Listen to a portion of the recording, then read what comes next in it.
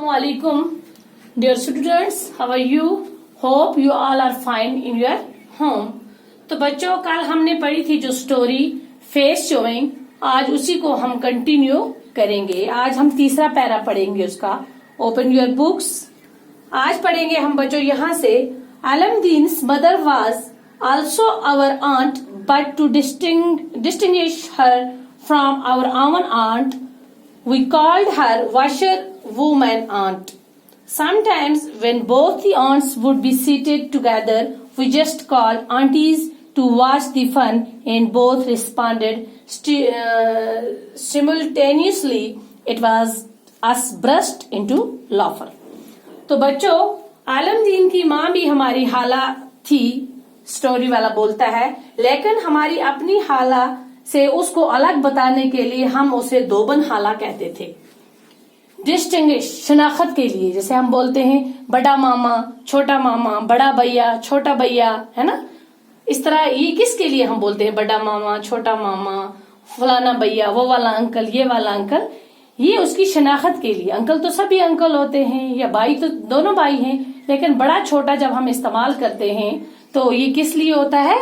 ये इसलिए होता है उसकी शनाख्त के लिए। इसी तरह ये बोलता है कि वो भी आलमदीन की माँ भी मेरी हाला थी, लेकिन अपनी हाला से उसे अलग करने के लिए वो उसके लिए कौन सा वर्ड इस्तेमाल करता था?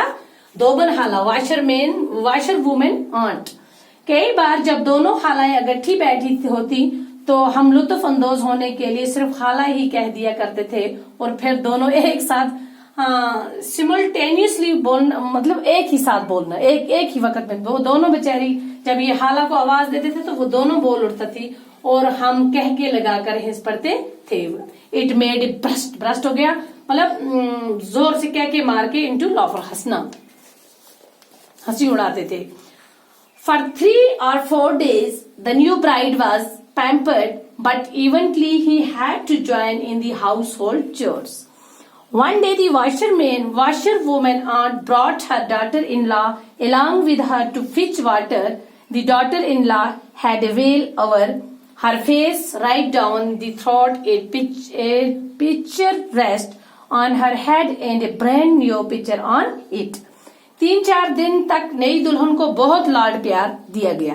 पैम्पर्ड हो गया, बहुत लाड प्यार, ज्यादा लाड प्यार। बट इवेंटली, लेकिन आखिरकार, she had to join in the household chores. Chores बोलते हैं घरेलू काम, है ना, घर के काम काज जो भी है। आखिरकार बेचारी को क्या करना पड़ा? घर के जो धंधे हैं, काम है, उनमें शामिल होना पड़ा। One day the washerwoman aunt brought her daughter-in-law along with her to fetch water. एक दिन दोबन हाला अपनी बहू को पानी लाने के लिए अपने साथ ले आई। फिच हो गया लाना, वाटर, पानी। The daughter-in-law had a veil over.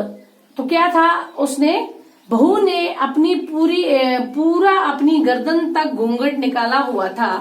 अपने सर के ऊपर एक, मतलब बर्तन वगैरह ठिकाने के लिए कपड़े की बनी हुई, मतलब दायरा नमा चीज, जिसको हम बच्चों अपनी पहाड़ी जबान में बोलते हैं इनू, वो होता है ना गोल गोल, जिसके ऊपर मतलब कोई भी चीज, पानी उठाओ या कोई भी चीज उठाती हैं ये गांव की औरतें, तो वो रखा था उसने।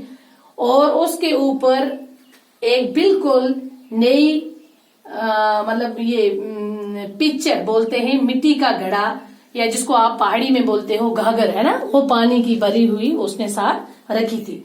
The well was near our house. कुआं हमारे घर के नजदीक था। People from far and near came here to fill their whistles. Whistles बोलते हैं बच्चों बर्तन को। आसपास के लोग वहां अपने बर्तन पानी भरने के लिए आया करते थे। वहां के लोग आते थे, वहां पे कुएं पे हर कोई आता है ना।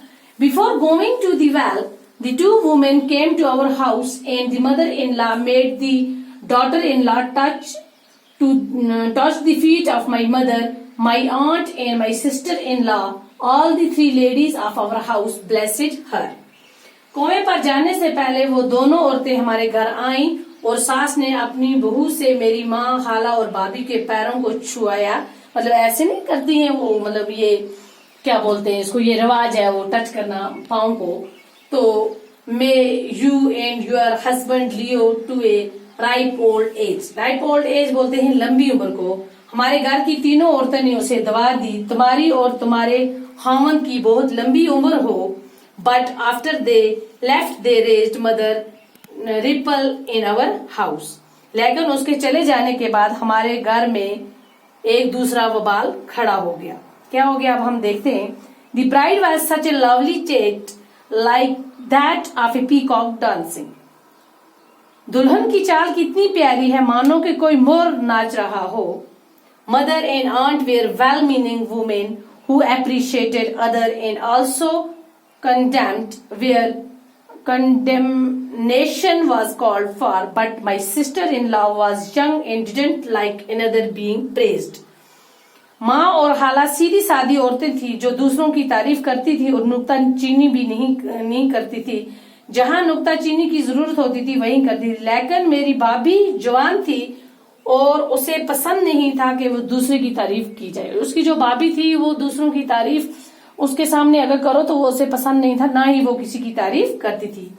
Peacocks are dark but she is so fair, praising like her. This would amount to saying that swan is dancing. मोर काले होते हैं लेकिन वो तो गोरी है. इस तरह उसकी तारीफ करने का मतलब ये कहना होगा कि एक हंस नाच रहा है. अब इन्होंने बोला था ना इसकी हाला और इसकी माँ ने कि वो देखो ना कितनी अच्छी है, कितनी खूबसूरत है, मोरनी के जैसे उसकी चाल है. तो इसने उसका उल्टा बोला क्योंकि उसको हजम नहीं हुई वो बात इसकी भाभी को. तो इसने कहा कि नहीं वो हंस के जैसे नाच रहा है. Cut to the quick, the aunt said, what do we lose if we call a peacock white? अब क्या होता है, बहुत जल भून कर हाला ने जवाब दिया. उसकी हाला को बहुत गुस्सा हुआ. हमारा क्या बिगड़ जाएगा अगर हम एक मोर को सफेद कह देंगे. The sister-in-law kept quiet. Either she could not find a suitable reply or she did not think it expedient to prolong the argument. Prolong हो गया लंबा खींचना, argument हो गया बहस करना, suitable reply हो गया मुनासिब जवाब. अब क्या होता है बच्चों, भाभी खामोश रही या तो उसे कोई मुनासिब जवाब नहीं सूझा तो वो उस बहस को और ज्यादा आगे खींचती. तो क्या हो गया, उसने वहीं पे चुप हो गई, उसके पास कोई suitable जवाब नहीं निकला.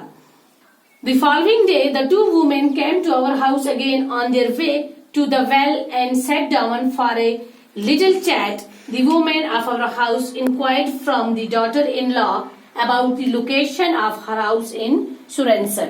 अगले दिन वो दोनों औरतें कुएं को जाते हुए रास्ते में हमारे घर आईं और थोड़ी देर तक बात करने के लिए बैठ गईं. हमारे घर की औरतों ने बहू से पूछा कि सुरनसार में उसका घर कहाँ वाक़ा था. वो उसको पूछ रही थी कि तुम कहाँ रहती हो, तुम्हारा घर कहाँ है. ठीक है, तो यहीं तक इंशाल्लाह बच्चों. तो कल हम इसके आगे ये कंटिन्यू करेंगे. ओके, खुदा.